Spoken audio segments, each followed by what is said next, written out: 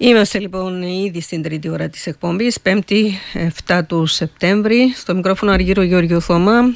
Είναι ώρα να ασχοληθούμε με το νέα φοιτητική χρονιά που άρχισε ή αρχίζει για κάποιους ή ήδη άρχισε για τα δημόσια πανεπιστήμια, και μαζί μου είναι εδώ στο ραδιοθάλαμο φιλοξενούμενη το μέλος της Γραμματείας της Προοδευτικής Κίνησης Φοιτητών, η Κωνσταντίνα Χρυσάνθου. Καλημέρα, καλώς όρισες. Καλημέρα σας. Λοιπόν, και θα φιλοξενήσουμε σε λίγο και από άλλες παρατάξεις και πανεπιστήμια κόσμο. Είναι ανοιχτές και οι τηλεφωνικές γραμμές για εσάς που θέλετε να μας πείτε τις σκέψεις, τις απόψεις σας, είτε είστε φοιτητές είτε είστε γονείς, για τα φοιτητικά ζητήματα, τα προβλήματα που προκύπτουν με τη νέα χρονιά.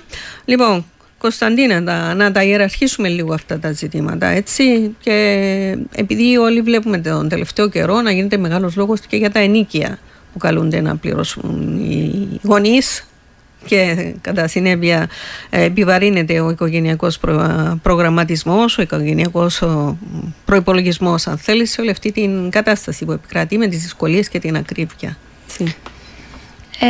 Όπως τα λέτε, δυστυχώς οι φοιτητές και οι φοιτήτριες βρίσκονται αντιμέτωποι με ένα υψηλό κόστος διαβίωσης όσον αφορά τις σπουδές τους και την αποπεράτωσή τους, με το πιο μεγάλο πρόβλημα να είναι πασιφανές και να μην χρειάζεται να το επισημάνουμε μόνο εμείς, να είναι τα ενίκια, τα οποία βρίσκονται στα ύψη τόσο σε Λευκωσία και πολύ περισσότερο και στη Λεμεσό, με αποτέλεσμα πάρα πολλοί φοιτητές και φοιτήτριες είτε να χρειάζεται να εργάζονται ήδη προκειμένου να τα φέρουν εις πέρας, με οικογένειες να επιβαρύνονται σε μεγάλο βαθμό οικονομικά προκειμένου να μπορέσουν να στηρίξουν τα παιδιά τους, και με φοιτητές οι οποίοι αναγκάζονται δυστυχώς σε κάποιες περιπτώσεις μέχρι και να τερματίσουν τις σπουδές τους. Μάλιστα. Έχει γίνει, ειδικά η Λέμεσος θα γίνει, λέει, πόλης μόνο για Λεμεσάνους φοιτητές. Θα είναι αδύνατον από άλλους να βγαίνουν να νοικιάσουν, έτσι. Δυστυχώς η Λεμεσός έχει φτάσει στο απροχωρήτο. Είναι πολλοί οι φοιτητές οι οποίοι δυσκολεύονται σημαντικά να αποπερατώσουν τις σπουδές τους στο ΤΕΠΑΚ μόνο και μόνο λόγω των ενοικίων. Τα ενοίκια έχουν φτάσει στην καλύτερη περίπτωση 600 με 700 ευρώ και με ραγδαίους ρυθμούς αυξάνονται. Και παρατηρήσαμε φέτος ότι είναι και πολλοί φοιτητές οι οποίοι περνούν στο ΤΕΠΑΚ αλλά προτιμούν να ακολουθήσουν κάποιον άλλο χώρο σπουδών γιατί οικονομικά δεν μπορούν να ανταπεξέλθουν.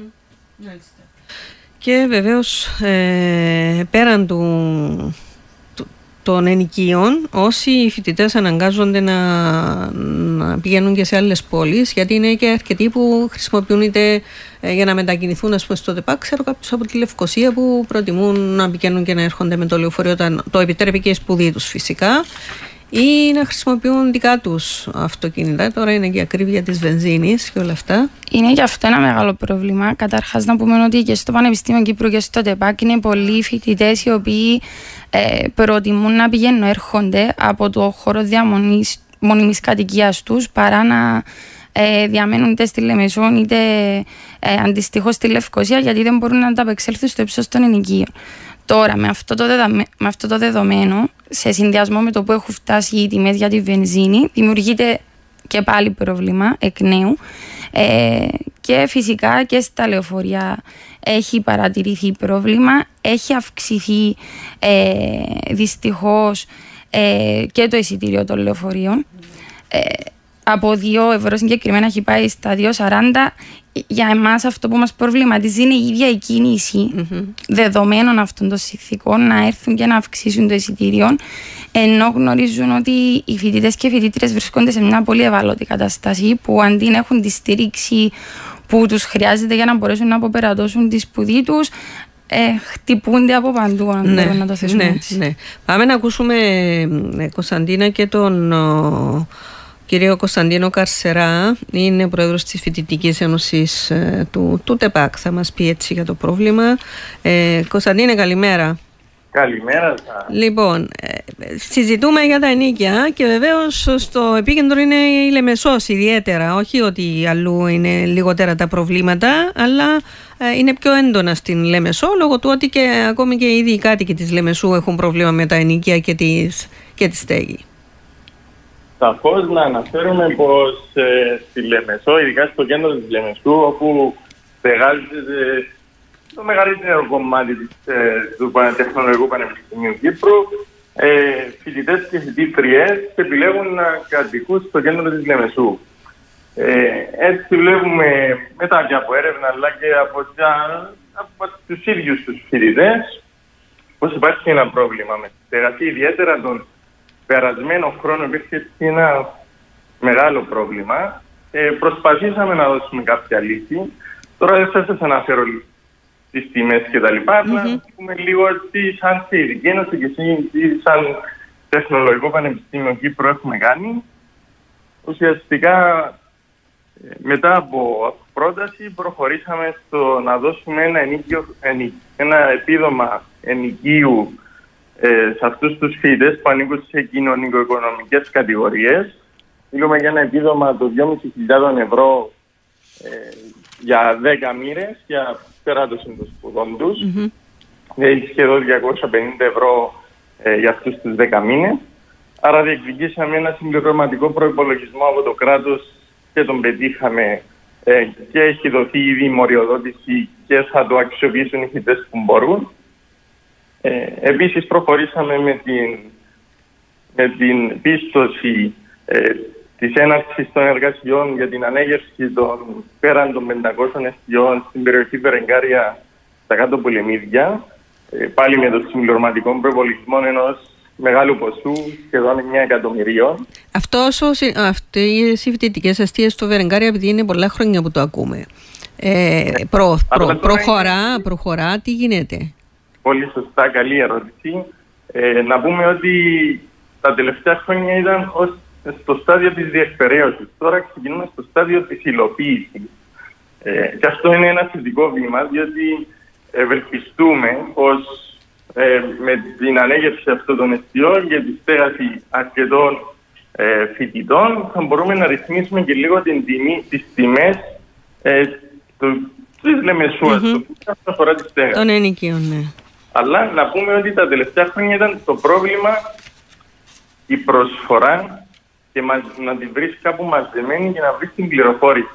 Κάτι που δεν υπήρχε τα παλαιότερα χρόνια σε κάτι οργανωμένο, ώστε ένας γονιός ή ένας νεοεισερχόμενος, μια νεοεισερχόμενη φοιτητής φοιτήτρια να μπορεί να ψάξει και να βρει μαζεμένη αυτή την πληροφορία και να δει τι τον ενδιαφέρει και πώς μπορεί να βοηθηθεί. Ναι, βοηθούσαν οι φοιτητικές παρατάξεις κυρίως, έτσι, γιατί ξέρω και εγώ από δική μου εμπειρία, γιατί έχω παιδί που φοιτήσε στο ΤΕΠΑΚ. Ωραία, να πούμε ότι φέτος επαναδραστηριοποιήθηκε το δίκτυο ιδιωτικών διαμερισμάτων του Τεχνολογικού Πανεπιστημίου Κύπρου με πρωτοβουλία της Φοιτητικής Ένωσης του ΤΕΠΑΚ, όπου ουσιαστικά ένα δίκτυο το οποίο προσκαλέσαμε ιδιοκτήτες στο κέντρο της Λεμεσού και όχι μόνο, ακόμη και στην Πάφο, διότι δραστηριοποιούμε τώρα και τη νέα σχολή στην Πάφο. Ναι.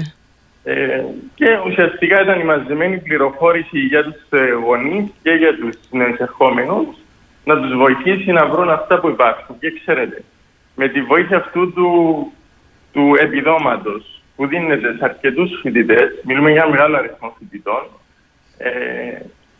έτσι βοηθήθηκαν φέτος και έχουμε έτσι στατιστικά ως Φοιτητική Ένωση, βοηθήσαμε σίγουρα πάνω από 120 νεοεισερχόμενους φοιτητές. Άρα βλέπουμε ότι γίνονται βήματα λοιπόν. Γίνονται βήματα, ναι. Προχωρούμε, προσπαθούμε να βλέπουμε το θέμα αισιόδοξα. Και αυτό γιατί το λέω αισιόδοξα? Διότι φέτος βλέπουμε ότι δεν υπάρχει ανάγκη για τη φιλοξενία σε ξενοδοχειακές μονάδες. Δεν υπάρχει ανάγκη για το πρόγραμμα οικογενειακής φιλοξενίας. Άρα βλέπουμε ότι πέρσι, ας πούμε, τέτοιο καιρό είχαμε αρκετούς φοιτητές οι οποίοι δεν είχαν βρει στέγη και υπήρχε πραγματικά πρόβλημα. Σήμερα όμως, μιλώντας πιο αισιόδοξα, θα μπορούσαμε να πούμε ότι είναι ελάχιστοι αυτοί οι φοιτητές οι οποίοι δεν έχουν βρει ακόμη ή έχουν επιλέξει να πηγαίνουν έρχονται με τα λεωφορεία. Αλλά να αναφέρω και ανάφερα και οι συνάδελφοι πιο πριν για τα λεωφορεία. Και εμάς μας ανησυχεί αυτό το θέμα. Έχουμε ήδη ετοιμάσει μια επιστολή η οποία θα εγκριθεί από το Διοικητικό Συμβούλιο της Φοιτητικής Ένωσης και να προωθηθεί στα σώματα. Αλλά επίσης κάτι άλλο που πάρα πολύ σημαντικό είναι η μετακίνηση στις νέες εγκαταστάσεις του Τεχνολογικού Πανεπιστημίου Κύπρου, στο ΤΕΠΑΚ, στην Πάφο. Μάλιστα. Ωραία. Λοιπόν, σε ευχαριστώ πάρα πολύ, Κωνσταντίνη Καρσερά. Να είσαι καλά. Ήταν, κυρίες και κύριοι, ο πρόεδρος της Φοιτητικής Ένωσης του ΤΕΠΑΚ, ο Κωνσταντίνος ο Καρσεράς, ο οποίος είναι της πρωτοπορίας, έτσι πρέπει να πούμε, φοιτητής, γιατί συνομίλησα και με την πρωτοπορία χτες για να είχαμε κάποιο εκπρόσωπο εδώ. Θα τα πούμε όμως σε λίγο και με τον κεντρικό συντονιστή των φοιτητών της αναγέννησης του ΔΙΚΟ. Λοιπόν, Κωνσταντίνα, φοιτητικές εστίες, αλλά φέτος δεν υπάρχει, λέει, πρόβλημα, γιατί να φιλοξενηθούν σε ξενοδοχεία φοιτητές του ΤΕΠΑΚ. Είπε ότι οι πολλοί έχουν λύσει το πρόβλημα, αλλά εντάξει, είπε ότι και κάποιοι επέλεξαν να μετακινούνται με τα λεωφορεία. Αυτό λέει κάτι όμως. Να μου επιτρέψετε να πω ότι δεν θεωρούμε ότι το πρόβλημα έχει λυθεί σε καμία περίπτωση, ειδικά σε επίπεδο που να μην υπάρχει ανάγκη. Καταρχάς, να ξεκαθαρίσουμε ότι το κύριο ζήτημα δεν ήταν το να βρει ο φοιτητής και η φοιτητρία σπίτι στη Λεμεσόν αυτόν καθεαυτόν. Ήταν η τιμή ενοικίου στην οποία θα βρει ο φοιτητής και η φοιτητρία το σπίτι. Και αυτές οι τιμές συνεχίζουν να αυξάνονται. Εμάς, τουλάχιστον, έχουν φτάσει στα αυτιά μας πολλές περιπτώσεις φοιτητών οι οποίοι καταρχάς δεν επέλεξαν το ΤΕΠΑΚ λόγω του κόστους των ενοικίων και της διαβίωσης που υπάρχει και είναι μια πραγματικότητα και ο καθένας που έχει επαφή με το φοιτητικό κόσμο μπορεί να το αντιληφθεί.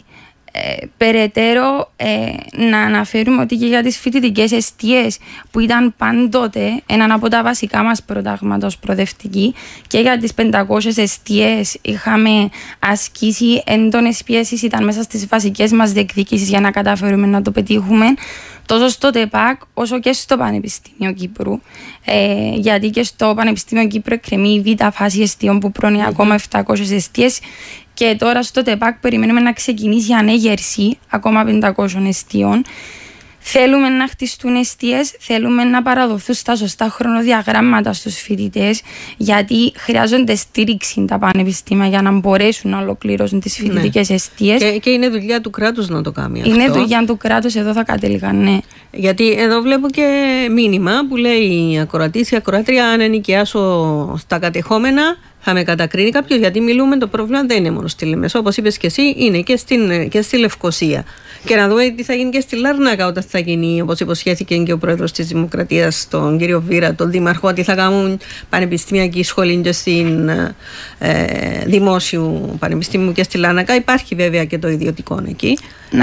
Να δώσω ένα παράδειγμα, να σου πει στην Πάφο. Στην Πάφο έχει πάει ένα τμήμα του ΤΕΠΑΚ, το πρώην ΑΞΙΚ, που μιλούμε για μια πολύ συγκεκριμένη ποσότητα φοιτητών που τώρα θα πάει να σπουδάσει στην Πάφο, και για να εξηγήσουμε στον κόσμο ποια είναι η περιουραίουσα ατμόσφαιρα. Στην Πάφο ένα νοικείο που ήταν 350 ευρώ, από τη στιγμή που ανακοινώθηκε ότι θα πάει εκεί το τμήμα του ΤΕΠΑΚ, έχει πάει αυτομάτως στα 500. Μάλιστα.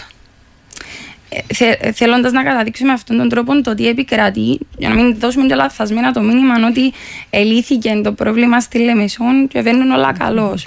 Οπότε κάμνεις πανεπιστήμια, αλλά κάμνεις και φοιτητικές εστίες. Εγώ αυτό είναι που θέλω να τονίσουμε. Δηλαδή δεν είναι μόνο υποχρέωση να ανοίξεις πανεπιστήμια, αν μπορεί να σπουδάζει ο κόσμος. Πρέπει να δώσεις και τη δυνατότητα και στον φτωχότερο να έχει το δικαίωμα να επιλέξει, να μορφωθεί και να κάνει εκείνο που θέλει.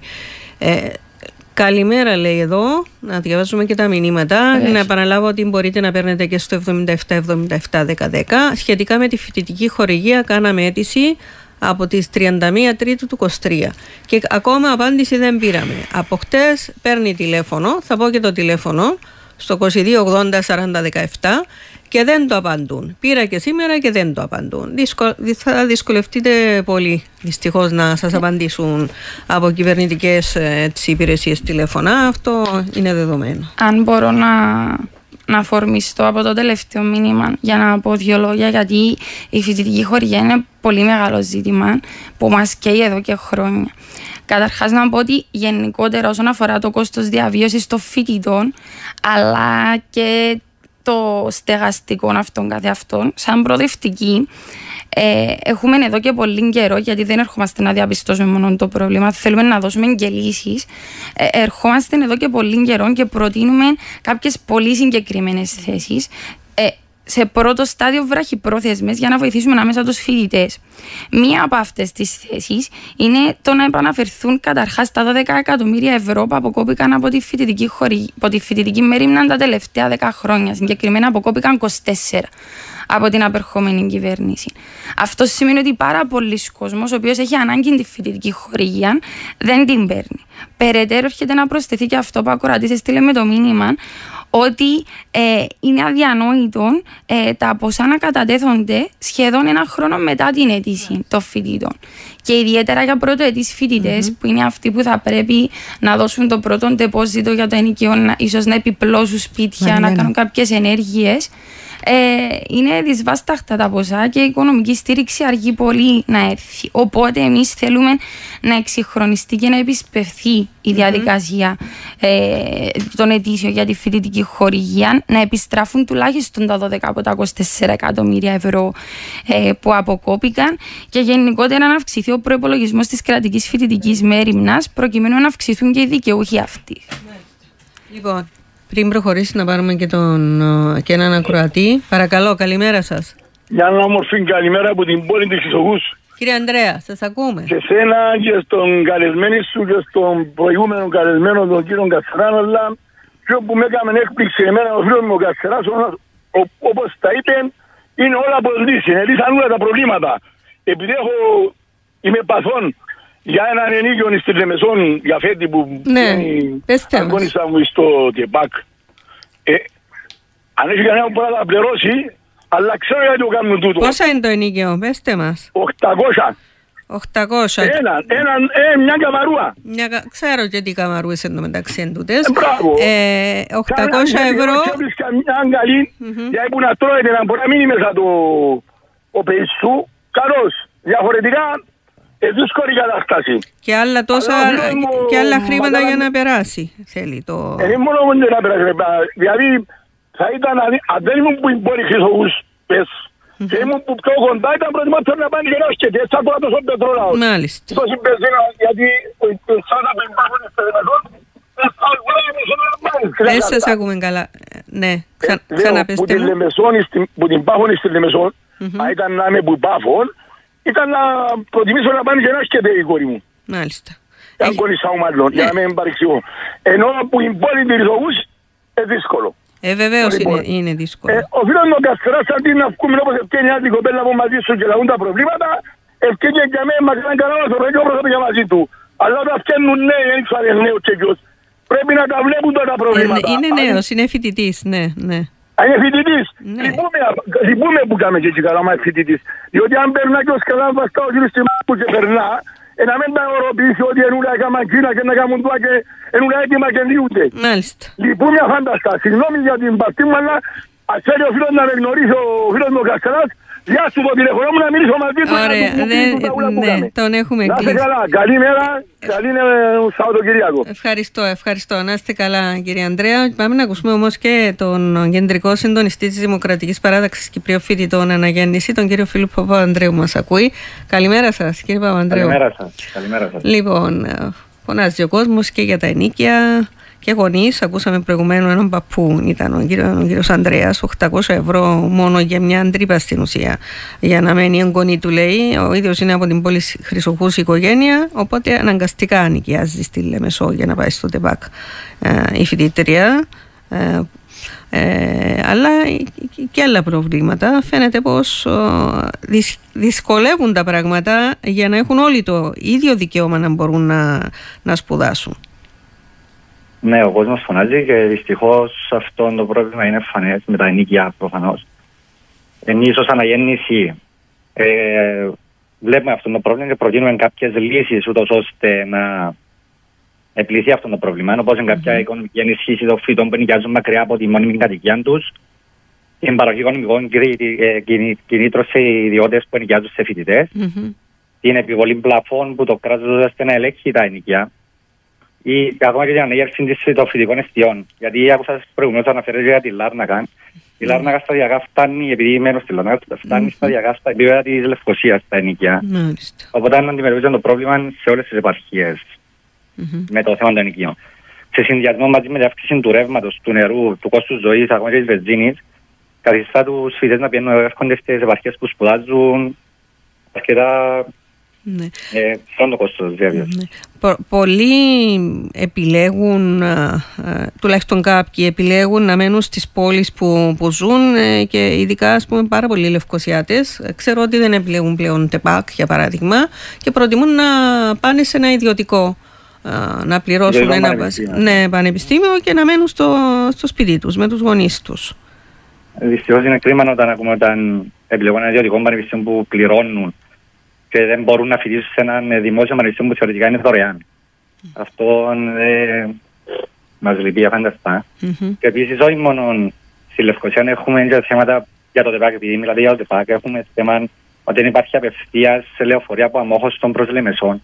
Και κάποιοι συμφοιτητές μας αναγκάζουν να αλλάξουν λεωφορεία, να παίρνουν και ακόμα και 4 ώρες να πάσουν στη Λεμεσόν με τα λεωφορεία. Μάλιστα. Αυτό είναι τραγικό, μιλούμε. Γιατί το λέω αυτό, γιατί γνωρίζω ότι το ΤΕΠΑΚ είναι τεχνολογικό πανεπιστήμιο. Ξέρω ότι πάρα πολλοί φοιτητές έχουν και εργαστήρια μετά τα κανονικά μαθήματα, ενώ μετά τα σεμινάρια έχουν και εργαστήρια. Πάρα πολλοί αργούν να σχολάσουν, γίνεται και 7 και 8 και παραπέρα. Οπότε δεν είναι καθόλου ευχρηστή η χρήση των λεωφορείων. Έτσι. Είναι δύσκολη. Δεν μένουν στη Λεμεσόν, απλά πρέπει να πάσουν κάθε μέρα για να έρχονται όταν κάνουν 4 ώρες να πάνε. Να κάνουν τα μαθήματα, τα εργαστήρια τους. Να κάνουν 4 ώρες να έρθουν σπίτι, πότε θα διαβάσουν, πότε θα ξεκουραστούν λίγο να κάνουν τις εργασίες τους. Μάλιστα. Και ακόμα έχουμε κάτι θέμα στο ΤΕΠΑΚ όταν και με τα αυτοκίνητα τους να πάσουν, δεν υπάρχουν πάρκινγκ όπου να βάλουν τα αυτοκίνητα τους. Και τα ιδιωτικά πάρκινγκ είναι πολύ ακριβά στη Λεμεσόν για να αφήνουν τα μαθησιά τους. Ναι, το γνωρίζουμε. Αυτό είναι ένα άλλο τεράστιο πρόβλημα με τον χώρο που είναι εκεί το πανεπιστήμιο. Θέλω να μου κάνετε και ένα σχόλιο για το θέμα που αφορά τις φοιτητικές χορηγίες και τα επιδόματα, γιατί βλέπω εδώ ότι, και το έλεγε προηγουμένως και η Κωνσταντίνα, ότι καθυστερούν επιδόματα. Διεκδικούμε εδώ και χρόνια και ακόμα τώρα την επαναφορά του κονδυλίου για τη φοιτητική χορηγία, για το πακέτο κρατικής φοιτητικής μέριμνας και του Ιδρύματος Κρατικών Υποτροφιών Κύπρου, τουλάχιστον στα επίπεδα του 2016, ούτως ώστε να αυξηθεί από τα σημερινά επίπεδα. Και επίσης προτείνουμε την αλλαγή των κριτηρίων που υπάρχουν αυτή τη στιγμή, ούτως ώστε οι περισσότεροι φοιτητές μας να είναι δικαιούχοι αυτών των επιδομάτων. Μάλιστα. Αυτών των χορηγιών. Μάλιστα. Λοιπόν, ευχαριστώ πάρα πολύ και εσάς, κύριε Παπανδρέου. Καλή σας μέρα.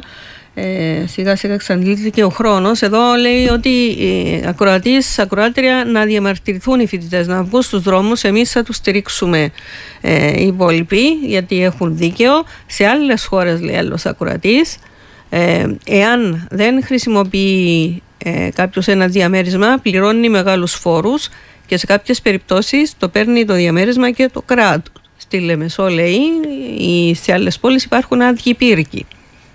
Γιατί το κράτος δεν παρεμβαίνει, αυτή είναι καλή ερώτηση.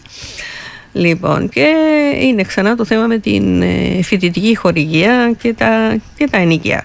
Ένας φοιτητής δηλαδή θέλει πάνω από 1.000 ευρώ το μήνα, έτσι. Σίγουρα, γιατί είναι τα ενοικία, είναι το ρεύμα, το νερό, είναι τα βιβλία του, γιατί στην Κύπρο δεν παρέχονται δωρεάν ούτε τα βιβλία στους φοιτητές. Είναι ο υλικοτεχνικός εξοπλισμός, αιτήματα που απαιτείται, που επίσης δεν παρέχεται δωρεάν. Με αποτέλεσμα η φοιτήση ενός φοιτητή σε ένα πανεπιστήμιο στην Κύπρο σήμερα ουσιαστικά να προνοεί έναν επιπρόσθετο μισθό στην οικογένεια προκειμένου να μπορέσει να ανταπεξέλθει. Από εκεί και πέρα, επειδή αντιλαμβάνομαι ότι φτάνουμε και στο τέλος του χρόνου, θα ήθελα απλώς να επισημάνω κάποια πράγματα, γιατί όπως είπα και στην αρχή, δεν είμαστε εδώ μόνο για να διαπιστώνουμε το πρόβλημα. Πέραν το ότι έχουμε βγει πολλές φορές στο δρόμο για να διεκδικήσουμε και θα συνεχίσουμε να είμαστε πάντα στο πλευρό του φοιτητή, θα ήθελα να τονίσω 2 πράγματα. Αφενός, από τη στιγμή που εκπροσωπούμε φοιτητές και θέλουμε καλό συμφέρον όλων τους, οφείλουμε να μεταδίδουμε πάντα τη σωστή εικόνα για το τι ισχύει και να διεκδικούμε προς όφελος των φοιτητών, να είμαστε ειλικρινείς με τους εαυτούς μας και με τους γύρω μας. Αφετέρου, ως προοδευτικοί έχουμε καταρτήσει ένα συγκεκριμένο πλάνο, όπως είπα. Έχουμε κάνει διαβήματα για να το φέρουμε εις πέρας. Θα σε διακόψω, θα μας πεις για τα διαβήματα. Θα σου δώσω το χρόνο. Θέλω, επειδή να μην περιμένουν οι ακροατές στα τηλέφωνα. Έχω 2 ακροατές. Είναι ο κύριος. Καλημέρα σας. Καλημέρα. Μιλούμε με ποιον, με τον κύριο? Ο Χρήστος. Ναι, κύριε Χρήστο, σας ακούμε. Ένα πράγμα που με ενόχλησε. Ναι, αυτό που άκουσα πριν λίγο, ότι υπάρχουν φοιτητές που αλλάσουν τον κλάδο των σπουδών τους για να μην πάνε στο ΤΕΠΑΚ, ας πούμε, για να μείνουν στη Λευκοσία. Ναι, είναι αλήθεια αυτό, ναι. Το ξέρω, αλλά είναι εγκληματικό το πράγμα να στερούμε εκείνον που θέλει να σπουδάσει ο φοιτητής για λόγους της οικονομίας. Μάλιστα. Εγώ γύρω ήμουν τυχερός, σπούδασα στην Ελλάδα και γράψε το τούτο το 1975 με 1.500 δραχμές ενίκιο. Που σημαίνει 15-14 λίρες. Σε μια καλή ζωή. Σπούδασα το γιο μου στο Πανεπιστήμιο Κύπρου χωρίς να μου στοιχήσει τίποτα. Επειδή έμενε στο σπίτι σας, είστε από Λευκοσία. Έμενε στο σπίτι μου τον πρώτο χρόνο του εξάμηνου, αγόρασα του και ένα αυτοκίνητο και πήγαιναν και έρχεται. Έπιαναν τη φοιτητική του χορηγία, έπιαναν και επίδομα για σύντηση ακόμα. Σήμερα, όπως τα γάμαση, έκαναν τους φοιτητές να ψωμοζούν στην ουσία. Ναι. Είναι κρίμα. Ακριβώς. Δεν έχουν, ενώ είναι δικαίωμα η μόρφωση. Έλεος. Ακούω τον άνθρωπο που την πόλη στο 800 ευρώ ενίκιο. Μα πού είμαστε? Μάλιστα. Ευχαριστώ, κύριε Χρήστο. Και τα πράγματα πρέπει να δουν οι κυβερνώντες. Ο φτωχός φτωχότερος έγινε. Έχετε δίκιο. Ευχαριστώ πολύ. Καλή σας μέρα. Καλή σας μέρα. Πάρουμε και τον άλλο ακροατή. Καλημέρα σας. Καλημέρα σας. Ο κύριος? Γιώργος. Ναι, κύριε Γιώργο, σας ακούμε. Ναι, σχετικά με τις αιστείες στο φοιτητό που αναφέρουν οι φοιτητές. Ναι. Όταν φοιτητικά πανεπιστήμια πάεις και σου λένε 170 ευρώ την εβδομάδα, για μια τρύπα μιλούμε τώρα 3x3, συν το πάρκι σου, συν αν θέλει να έχεις δικό σου πλυντήριο να πλυνίσκεις κάτω έξτρα λεφτά για χώρο που να σου νοικιάζουν. Δηλαδή καλλιντήσαμε πλέον μια παιδεία, να την πω, μπορεί να έχει χαρακτήριστο. Είναι δύσκολο για να μην το πλέον. Από οποία υποτίθεται, ναι, δυστυχώς. Και υποχρεώθηκα να νοικιάσω 600 ευρώ ένα άλλο διαμέρισμα 15 τετραγωνικά για να έχω το μωρό μου μέσα για να μην πει να έρθει στη Λεμεσό. 15 τετραγωνικά. Ναι. 600 ευρώ. Ένα μοναρού είναι. Μάλιστα. Μια τριπούα. Είναι μια τριπούα. Κουζινούα, δωμάτιο, ούλα μας. Δηλαδή, πώς μου κάνει τη σάμπλιο. Κάπου, δεν ξέρω, πρέπει να πει κάποιο μέτρο ο κράτος βασικά. Δηλαδή, κανένας δεν μπορεί να επιβάλλει το άλλο πώς να νοικιάζει. Αλλά το κράτος μπορεί. Να βάλει έναν πλαθόν, κάτι, δεν γίνεται αυτό το πράγμα. Να κάνει εστίες πρέπει το κράτος. Φοιτητικές. Έτσι, ναι. Ευχαριστώ πολύ. Ευχαριστώ. Να πάρουμε και τον κύριο Χαρίλα, ο τελευταίος ακροατής όμως, γιατί πρέπει να ολοκληρώσουμε. Παρακαλώ, χαμηλώστε το ραδιόφωνο σας για να μπορούμε να σας ακούμε. Καλημέρα σας. Σχετικώς. Χαμηλώστε το ραδιόφωνο σας, παρακαλώ, γιατί δεν σας ακούμε καλά. Εντάξει. Ωραία. Όχι. Ένα λεπτό.